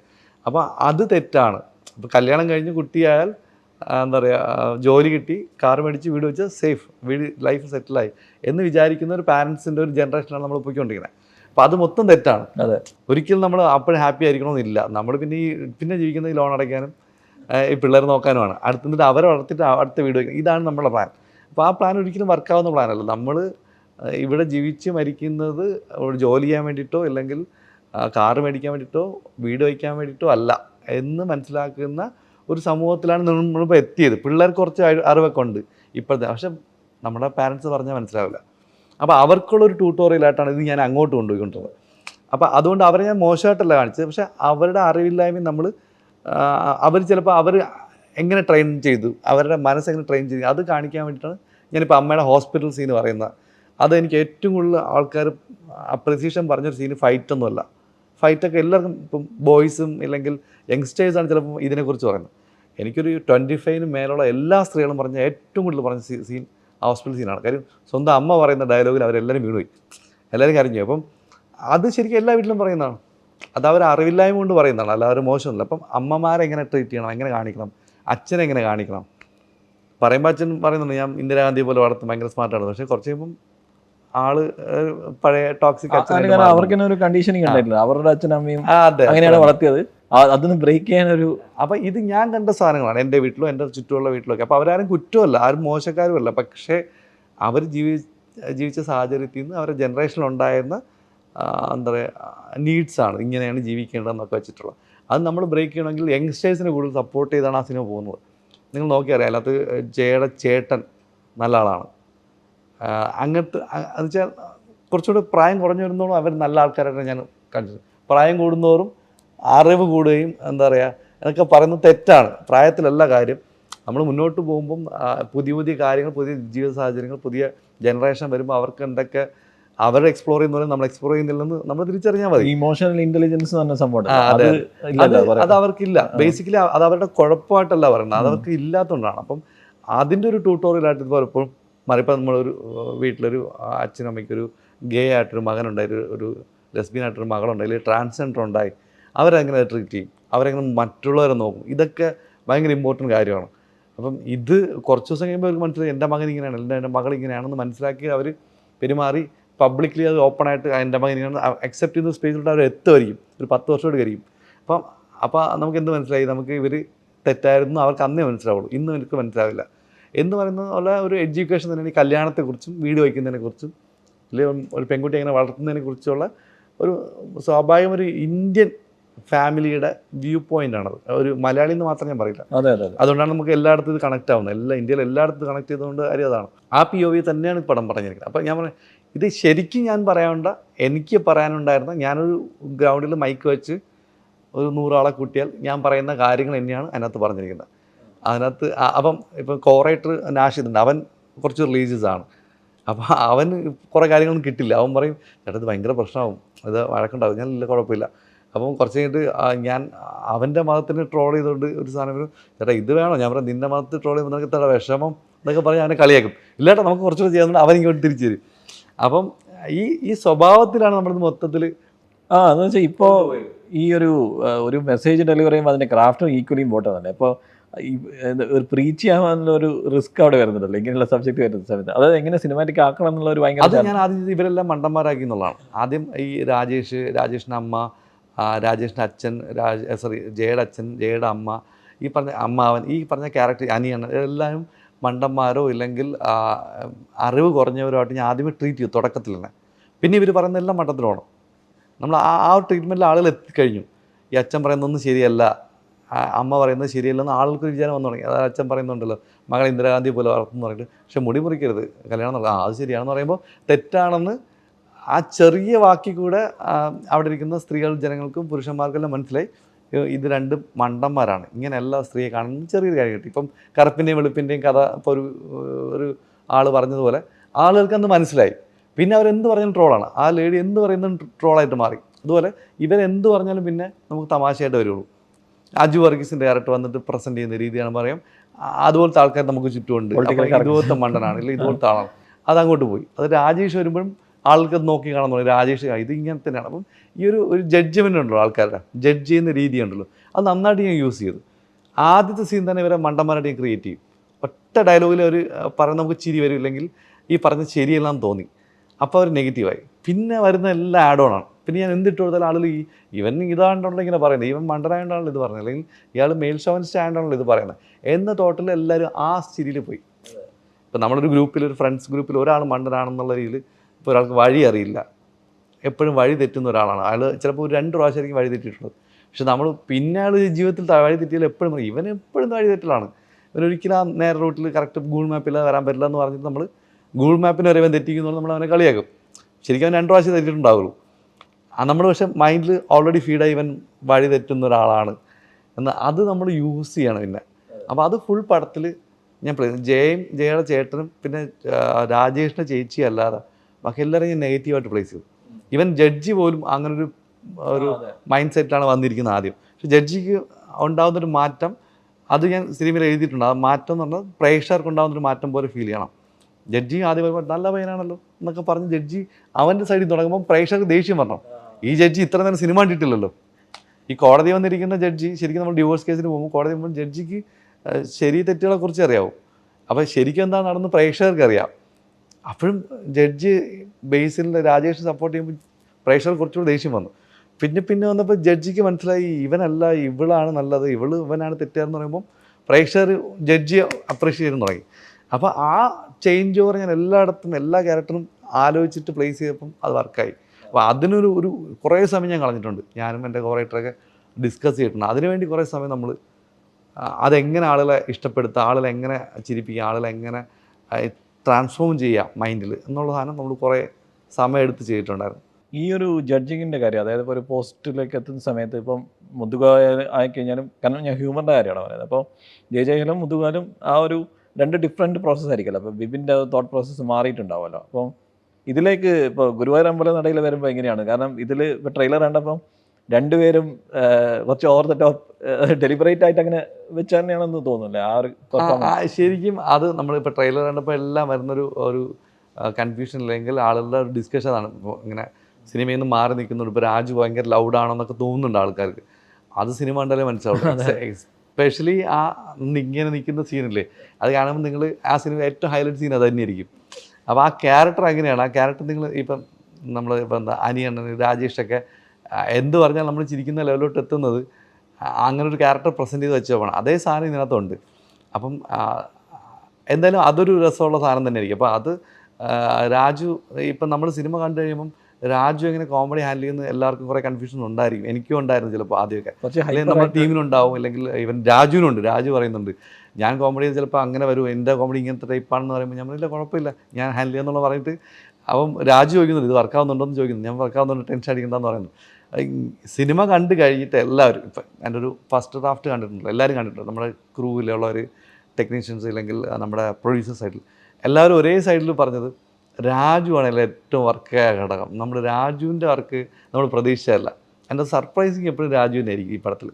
രാജു വർക്കായ രീതി, രാജു നമ്മളൊരു പുതിയ രാജുവിനെ കാണാൻ പറ്റും. ഇപ്പോൾ ആടുജീവിതത്തിലൊരു പുതിയ രാജുവിനെ കണ്ടെങ്കിൽ ഇതിലൊരു പുതിയ രീതിയിലുള്ള രാജുവിനെ കാണാൻ പറ്റും. അത് സിനിമയുടെ ജയപരാജയങ്ങളെക്കുറിച്ചോ അല്ലെങ്കിൽ സിനിമ ആളുകൾ ആക്സെപ്റ്റ് ചെയ്യുന്നതിനെക്കുറിച്ചോ ഞാൻ പറയുന്നതല്ല. ഇപ്പം തിയേറ്റർ കുലുക്കൂ എന്ന് പറഞ്ഞ പോലത്തെ അല്ല. രാജു ട്രീറ്റ് ചെയ്ത ആ രീതി, ആ കോമഡി ഭയങ്കര രസമായിട്ട് വർക്കായിട്ടുണ്ട്. അത് എന്തായാലും ട്രീറ്റിൽ പൊട്ടിച്ചിരിപ്പിക്കും ആളുകളെ. രാജു നമ്മളെ ചിരിപ്പിക്കും എന്നുള്ള കാര്യത്തിൽ എനിക്ക് സംശയമൊന്നുമില്ല. അപ്പോൾ അത് നമ്മൾ ടീസർ കാണുമ്പോൾ നമ്മൾ രാജു ചെയ്ത മുന്നേ ഉള്ള പടങ്ങളൊക്കെ വെച്ച് ജഡ്ജ് ചെയ്തിട്ട് ആയിരിക്കും ജഡ്ജ് ചെയ്ത് പറയുന്നത്. പക്ഷേ ആസ് ആൻ ആക്ടർ പുള്ളി ഇതിനകത്ത് ചെയ്തിരിക്കുന്ന ഒരു സാധനം, ഒരു പുതിയ അത് എനിക്കൊന്നും പറഞ്ഞു കൊടുക്കാൻ പറ്റിയിട്ടില്ല പലപ്പോഴും. രാജു അങ്ങനെയല്ല ഇങ്ങനെ ചെയ്യണം അങ്ങനെയല്ല, രാജുവിൻ്റെ ഒരു മൈൻഡ് സെറ്റിൽ ചെയ്തൊരു സാധനമാണ്. അപ്പോൾ അത് ഒരു 2-3 ദിവസം കഴിയുമ്പോൾ നമുക്കിനെ മനസ്സിലാവും ഇത് ഭയങ്കര രസമായിട്ട് വർക്കാവുന്നുണ്ടെന്ന്. അപ്പം അത് നമുക്ക് കാണേണ്ട ഒരു സംഭവം തന്നെയായിരിക്കും ആ സാധനം. ബാക്കി സിനിമയുടെ പരിപാടിയെ കുറിച്ച് ഞാൻ പറയുന്ന ആളല്ല. പിന്നെ എനിക്കൊന്ന് ബേസിലൊരു ഗ്യാരണ്ടി എന്തായാലും ഉണ്ടല്ലോ അവിടെ. ബേസിൻ്റെ എനിക്കൊന്ന് ഇതിൽ കുറച്ചും കൂടെ ഒന്ന് ബോഡി ലാംഗ്വേജിൻ്റെ കാര്യത്തിലൊക്കെ ഒന്ന് ബേസിൽ കുറച്ചുകൂടി സട്ടിലായിട്ട് ഞാൻ പിടിച്ചിട്ടുണ്ട്. കോമഡി കൊണ്ടെങ്കിലും ബേസിൽ ആ സെൻട്രൽ നിന്നാണ് സിനിമ പോകുന്നത്. അപ്പം അതുകൊണ്ട് ബേസിൽ കുറേ എന്താ പറയുക, രാജുവിനെ പോലൊരു അഴിഞ്ഞാനുള്ള സ്പേസിൽ ബേസിനില്ല. രാജു ആണ് അതിനകത്ത് ഈ പറയുന്ന ബാക്കി ക്യാരക്ടേഴ്സും സറൗണ്ടിങ്ങിലുള്ള എല്ലാവർക്കും ചെയ്യാനുള്ള സ്പേസ് ഉണ്ട്. അപ്പോൾ ബേസിൽ നമ്മൾ എന്താ പറയുക, ഏത് സ്പേസിൽ ഇട്ടാലും വർക്കാവുന്ന ഒരാളാണ്. അപ്പം ബേസിൻ്റെ രീതിയിലൊരു പുതിയ റൂട്ട് പിടിച്ചിട്ടുണ്ട്. പുതിയ രീതിയിലുള്ള കോമഡികൾ, പുതിയ രീതിയിലുള്ള സാധനങ്ങൾ പിടിച്ചിട്ടുണ്ട്. അപ്പം രാജു വരുന്നതിൻ്റെ ഒരു സർപ്രൈസിലാണ് നമ്മളെല്ലാവരും സിനിമ. അപ്പം ബേസിലാണെങ്കിലും കാണുമ്പം ബേസിലും രാജുവും തമ്മിലുള്ള സീൻസ് ഭയങ്കര രസമായിരിക്കും. രണ്ട് എക്സ്ട്രീം ഇമോഷൻസാണ് പ്ലേ ചെയ്യുന്നത്. ഒരാൾ ഭയങ്കര ബേസിൽ ഭയങ്കര ഇമോഷണലി പ്ലേ ചെയ്യും, ഇയാൾ ഭയങ്കര ഹാപ്പി ആയിട്ട്. പക്ഷേ രണ്ടിൻ്റെ റിസൾട്ട് ഒന്നാണ്, ഭയങ്കര ചിരി വളർത്തുന്നൊരു സ്ഥലമാണ് ചെയ്യുന്നത്. അപ്പോൾ ഇവർ തമ്മിലുള്ള കോമ്പിനേഷൻ സീക്വൻസ് ഒക്കെ നമുക്ക് രസമുള്ള സീനുകളായിരിക്കും. അത് ഞാൻ ഗ്യാരണ്ടി പറയാം. ദീപു പ്രദീപിൻ്റെ എനിക്ക് ഭയങ്കര ഇഷ്ടമുള്ള റൈറ്റർ. കാരണം പുള്ളിയുടെ എല്ലാ സിനിമയുടെ ഒരു കോമൺ തീം ഈ കല്യാണം വെച്ചിട്ടുള്ള കല്യാണം നടക്കാതെ വന്ന കല്യാണ യൂണിവേഴ്സ്. അതെ, കല്യാണ യൂണിവേഴ്സ്. അത് എസ്പെഷ്യലി ഇപ്പോൾ ലാസ്റ്റ് പേരുകളിൽ പ്രീമിയർ ലീഗൊക്കെ വരുമ്പോൾ പുള്ളിയുടെ ഒരു അഴിഞ്ഞാട്ടം അവിടെ നടക്കുന്നത് ആസ് എ റൈറ്റർ. അങ്ങനെ ഒരു റൈറ്ററുമായിട്ട് കൊളാബറേറ്റ് ചെയ്യുന്ന സമയത്ത് എസ്പെഷ്യലി ഇപ്പോൾ ഡബ്ബിങ് സ്റ്റേജിൽ, കാരണം ഇത് ഡബ് ചെയ്യുമ്പോൾ വേറെ കോംപ്ലിക്കേഷൻ ഉണ്ടാവും. സിംഗിൾ ചെയ്യുന്നതും ഈ ഹ്യൂമറിൻ്റെ ഒരു ജഡ്ജ്മെന്റ് എന്ന് പറയുന്ന ഇതിൽ ഒക്കെ വരുമ്പോൾ അങ്ങനെയാണ്, കുറച്ച് ഓവർ ദ ടോപ്പ് ആവും വേണം. ഞാനും ദീപും കൂടെ ആദ്യം വർക്കുന്നത് ഉണ്ണിമൂലം ഷോർട്ട് ഫിലിമാണ് 2013 സമയത്തൊക്കെ. അപ്പോൾ അന്ന് മുതൽ ദീപുവിൻ്റെ സ്ക്രിപ്റ്റാണ് ഏറ്റവും പേടിയുള്ള സ്ക്രിപ്റ്റ്. കാരണം ദീപുവിൻ്റെ സ്ക്രിപ്റ്റ് വായിക്കാൻ ഭയങ്കര രസമാണ്, നമ്മൾ നന്നായിട്ട് ചിരിക്കും. അതിൻ്റെ പകുതി പോലും നമുക്ക് സ്ക്രീനിൽ കൊണ്ടുവരാൻ പറ്റില്ല. അതിപ്പോൾ ഏത് സിനിമയാണെങ്കിലും പറ്റില്ല എന്നുള്ളത് എനിക്കിപ്പോഴും ബോധ്യമുണ്ട്. അപ്പം അതായത് ഫോർ എക്സാമ്പിൾ ദീപു ഉണ്ണിമൂലത്തിൽ ഇടവേള ബാബുവിൻ്റെ ഇൻട്രോയിൽ എഴുതിയിട്ടുള്ളത് സ്രാവിനെ പിടിച്ച് കരക്കിട്ട പോലെ കിടക്കുകയാണ് എൻ്റെ അച്ഛൻ മുറ്റത്ത് എന്ന് പറയുമ്പോൾ നമ്മളൊരു ഇമാജിനേഷനുണ്ട് നമുക്ക് എന്തൊക്കെ പറഞ്ഞാലും. ഒരു പ്രത്യേക പക്ഷേ അതൊരു സ്രാവ് മുറ്റത്ത് ഒരു ചാരികസേര കിടക്കുന്നൊരു ഫീല് കിട്ടും നമുക്ക്. പക്ഷേ ഞാനൊരു ക്യാരക്ടറിനെ അവിടെ പ്ലേസ് ചെയ്യുന്നത് എങ്ങനെ കിടന്നാലും അത് ആളുകൾക്ക് മനസ്സിൽ വരില്ല. അപ്പോൾ ഞാൻ വയറൊക്കെ ഉള്ള ഒരാളെ കൊണ്ട് അവിടെ കിടത്തിയാൽ പോലും ആൾ ഒരു സ്രാവെന്ന് തോന്നുന്നില്ലല്ലോ, മനുഷ്യനായിട്ടുള്ളത്. അപ്പം ആ കോമഡി വെർബലി വർക്കാവില്ല, അല്ലെങ്കിൽ വിഷ്വലി വർക്കാവില്ല. അപ്പോൾ വെർബലി അത് പിടിക്കാൻ ഞാൻ നറേഷൻ കൊടുക്കേണ്ടി വരും. അപ്പം അങ്ങനെയൊക്കെ പോകേണ്ട അവസ്ഥകൾ വന്നിട്ടുണ്ട്, ഇല്ലെങ്കിൽ രണ്ടുപേരും സംസാരിക്കേണ്ടി വരും. അപ്പം അത് ഭയങ്കര ഒരു ഡിഫിക്കൽട്ടായ ഒരു ഏരിയ ആയിരിക്കും ദീപുവിൻ്റെ എപ്പോഴും. അപ്പോൾ കുഞ്ഞിരാമനെ തന്നെ നരേഷനുണ്ട്. ദീപുവിൻ്റെ പടത്തിൽ നരേഷൻ ഇല്ലെങ്കിൽ പെടും. കാര്യം വെച്ചാൽ ഒരുപാട് ക്യാരക്ടേഴ്സ് ഉണ്ട്. ഈ പല കാര്യങ്ങളും പറഞ്ഞ് ബോധിപ്പിക്കുന്നത് നരേഷനിലാണ്. ഇപ്പം കുഞ്ഞിരാമണത്തിലെ ക്ലൈമാക്സിൽ ആദ്യം ഓലം വന്നു, പിന്നെ തോരൻ വന്നു, പിന്നെ പായസം വന്നു പറയുന്നത് നരേഷനിലാണ് പോണത്. അത് വിഷ്വലി നമുക്ക് കാണിച്ചാൽ മനസ്സിലാവില്ല. വിഷ്വലി കാണിച്ചാൽ കിട്ടില്ല. നമ്മൾ ഇയാൾ കഴിച്ചുകൊണ്ട് ഓരോന്ന് വരുന്നു എന്ന് പറഞ്ഞാൽ കിട്ടില്ല. അത് ഈ പറച്ചിലാണ് കിട്ടുന്നത്. അപ്പം ഈ നരേഷൻ ഇല്ലാതെ പല കോമഡിയും കമ്മ്യൂണിക്കേറ്റ് ആവില്ല. അപ്പം ഞാനിപ്പോഴും ഒരു നരേഷൻ എന്നുള്ള സാധനത്തിലോട്ട് ഭയങ്കര സിനിമകളിൽ ആവശ്യം വരും, എന്നാലും മാക്സിമം ഒഴിവാക്കാൻ തോന്നുന്നുണ്ട്. അപ്പോൾ അത് ഗുരുവായൂരിലൊരു വലിയ പ്രശ്നമാണ്. അപ്പം ഞാൻ അത് കുറേ റിമൂവ് ചെയ്തിട്ടുണ്ട്, കുറേ പോയിട്ടുണ്ട്. എന്നാലും ചില സാധനങ്ങൾ നമ്മളത് പിടിക്കേണ്ടി വരും. അപ്പം ദീപു ആസ് എ റൈറ്റർ ഒരു സിമ്പിളായിട്ട് കോമഡി കമ്മ്യൂണിക്കേറ്റ് ചെയ്യുന്ന ഒരാളാണ്. നമുക്ക് സിനിമയിൽ ചിലപ്പോൾ ആ സിമ്പിൾ കോമഡി ചിലപ്പോൾ വർക്കൗട്ട് ആവണമെന്നില്ല. അപ്പോൾ അത് ചിലപ്പോൾ നമ്മൾ അപ്പോഴത്തെ ഡിസ്കഷനിൽ അപ്പോഴത്തെ മൂഡിൽ നമ്മൾ മാറ്റി എൻഹാൻസ് ചെയ്യേണ്ടി വരും. കുറച്ച് ഓവർ കോമഡികളോ ചിലപ്പം റിയാക്ഷനിലോ എന്തെങ്കിലും ട്രീറ്റ്മെൻറ്റിലൊക്കെ കൊണ്ടുവന്ന് എത്തിക്കേണ്ട ഒരു അവസ്ഥ വരും. പ്രത്യേകിച്ച് ഗുരുവായൂരമ്പല നാടകയിൽ പോലത്തെ ഒരു സിനിമയിൽ നമ്മൾ ഇത്രയും വലിയ സ്റ്റാർ കാസ്റ്റ് വെച്ചിട്ട് ഒരു വീടിനകത്ത് മാത്രം ചെയ്യുന്ന സിനിമയാണ്. എഗെയിൻ ജയ പോലെ, അല്ലെങ്കിൽ എന്താ പറയുക, ഒരു ഫാമിലി ആയിട്ടുള്ള പടമാണ്. അപ്പം ഒരു വീടിനൊക്കെ ഒരു പരിധിയുണ്ട്. ഒരു വീടിനകത്ത് നിൽക്കുന്ന ബേസിലും പൃഥ്വിരാജും നിഖിലും അനശ്വരയും യോഗി ബാബുക്ക് നിൽക്കുകയാണ്. അപ്പം ഞാനിട്ട് സീരിയലായിട്ടാണ് എടുക്കുകയാണെങ്കിൽ നോക്കി ഒരു ഫ്രെയിം വയ്ക്കാൻ പറ്റില്ല, എനിക്ക് അത്രയും ആൾക്കാരും ഉണ്ട്. അപ്പോൾ അവരൊക്കെ ഉൾക്കൊള്ളിക്കുമ്പോൾ അവർക്കുള്ള സ്പേസ് വേണം, അവർക്ക് പറയുന്ന കാര്യങ്ങൾ കമ്മ്യൂണിക്കേറ്റ് ആവണം, കോമഡി വരണം. അപ്പോൾ ഇത് നമുക്കൊരു ടാസ്ക് ആയിരുന്നു, ദീപുവിനായാലും എനിക്കായാലും. അപ്പോൾ അത് മറ്റ് സിനിമകളിൽ നിന്ന് ഇച്ചിരി ഡിഫറെൻ്റ് ആയിരിക്കും. ഇപ്പോൾ കുഞ്ഞിരാമായണം ദീപുവിൻ്റെ മറ്റ് സിനിമകളിൽ നിന്ന് മാറി നിൽക്കുന്ന പോലെ ഇതും ഇത്തിരി മാറി നിൽക്കും. പക്ഷേ അതിൻ്റെ ഒരു അൾട്ടിമേറ്റ് സാധനം ദീപുവിൻ്റെ ഒരു സിമ്പിൾ കോമഡി ആയിരിക്കും ചിലപ്പോൾ നമ്മൾ ഓവറോൾ കാണുമ്പോൾ നമുക്ക് വർക്കാവുന്നത്. ഇതേതെങ്കിലും പഴയ സിനിമയായിട്ട് എന്തെങ്കിലും കണക്ഷൻ ഉണ്ടായി ഇതിൽ? രണ്ട് സീനിയർ ക്യാരക്ടേഴ്സ് അങ്ങനെ അവരുടെ എന്തെങ്കിലും പഴയ ഏത് സിനിമ ഏതെങ്കിലും? ഇല്ല, ഒന്നുമില്ല, അങ്ങനത്തെ ഒന്നുമില്ല, അങ്ങനെ ഒന്നും പിടിച്ചില്ല. അങ്ങനെ ഒരു തിയറി ഫ്ലോട്ട് ചെയ്യുന്നുണ്ട്, അങ്ങനത്തെ ഒരു അല്ലേ, അവർ ഇപ്പം ഞാൻ വേണമെങ്കിൽ അത് നിങ്ങൾ സിനിമ കണ്ട് മനസ്സിലാക്കിക്കോളൂ എന്ന് വേണമെങ്കിൽ പറയാം. പക്ഷേ അങ്ങനത്തെ ഒന്നുമില്ല. ഇത് വളരെ ഈ സിനിമയെക്കുറിച്ച് എനിക്ക് പറയാൻ പറ്റുന്ന ഒറ്റ വാക്ക്, ഇതൊരു എൻ്റർടൈനറാണ്. അപ്പം മറ്റേ ജെ നമുക്കൊരു കോമഡി എൻ്റർടൈനറാണ്. ഇത് നമുക്കൊരു എൻ്റർടൈനർ. ഇതിനകത്ത് കോമഡി ഉണ്ട്, ഡാൻസ് ഉണ്ട്, ഫൈറ്റ് ഉണ്ട്, നമുക്ക് ഇഷ്ടംപോലെ ഒരു ഉത്സവ പ്രതീതിയിലൊരു സിനിമ കാണാൻ പറ്റും. ആൾക്കാരുണ്ട്, കാസ്റ്റ്, ഇല്ലെങ്കിൽ രസകരമായ മുഹൂർത്തങ്ങളുണ്ട്, പിന്നെ എൻ്റെ ഹൈലൈറ്റ് ആയിട്ടൊരു ക്ലൈമാക്സ് ഉണ്ട്. അപ്പം ഗുരുവായൂർ അമ്പലം എന്നുള്ളൊരു വലിയ ഫാക്ടർ അവിടെ ഇരിപ്പുണ്ട്.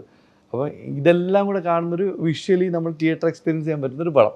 ഇതാണ് അതിൻ്റെ ഒരു ഹൈലൈറ്റ്. അപ്പോൾ അതിനകത്ത് കോമഡി ഉണ്ടോ എന്ന് വെച്ചാൽ കോമഡി ഉണ്ട്. പക്ഷേ എന്നാലും ഭയങ്കര കോമഡി നമ്മൾ എന്താ പറയുക അങ്ങ് ഓടിച്ചെന്ന് ചിരിച്ചു മറിച്ച് അങ്ങനെയൊന്നും ആയിരിക്കില്ല ചിലപ്പം. ചിലർ ഭയങ്കരമായിട്ട് ചിരിക്കും, ചിലർ ഓക്കെ ചിരിയായിരിക്കും. എന്തായാലും ഇതൊരു ഫിക്ഷണൽ സിനിമയാണ്. അപ്പോൾ ആ സിനിമയ്ക്ക് ഉണ്ടാകുന്ന എല്ലാ പരിമിതിയും ഉണ്ട്, എല്ലാ ഫ്രീഡവും അതിനകത്തുണ്ട്. അപ്പോൾ അത് അങ്ങനെ തന്നെ കാണേണ്ടിയിരിക്കും. ഒരു എൻ്റർടൈനർ എന്നുള്ള നിലയിൽ എനിക്കതൊരു ഫുൾ ബ്ലാസ്റ്റ് സിനിമ തന്നെയായിരിക്കും. ഈ ഫുൾ ബ്ലാസ്റ്റ് സിനിമേൻ്റെ കാര്യം പറയുമ്പോഴേ വിപിൻ്റെ അടുത്തോടെ ഫഹദും എസ്.ജെ. സൂര്യയാണ്. അപ്പോൾ അതിനെക്കുറിച്ച് എന്താണ്? അതിനെക്കുറിച്ച് ഒന്നും പറയാറായിട്ടില്ല. എന്നാലും അതൊരു ആക്ഷൻ കോമഡി ഒരു ഗാങ്സ്റ്റർ മൂവി തന്നെയായിരിക്കും. അപ്പോൾ അതിനൊരു ജോണറൊന്നും എനിക്ക് പ്രത്യേകിച്ച് ഡിഫൈൻ ചെയ്യാൻ പറ്റുന്നില്ല.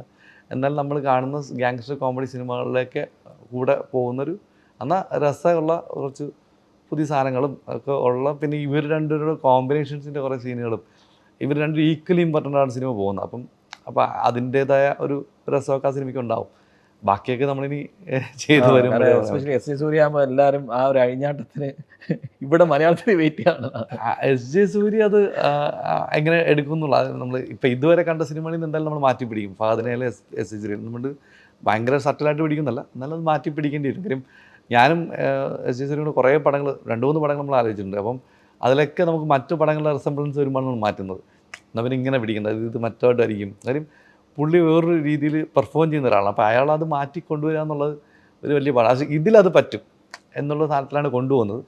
ബാക്കി നമുക്ക് കണ്ട് തീരുമാനിക്കാം. ഓക്കെ, അപ്പോൾ wish you all the best. എല്ലാം നന്നായി വരട്ടെ. Thank you so much. Thank you. Thank you. GT Holidays, South India's #1 travel brand. Get up to 10% instant cashback offer on Vivo V30e. Pre-book now.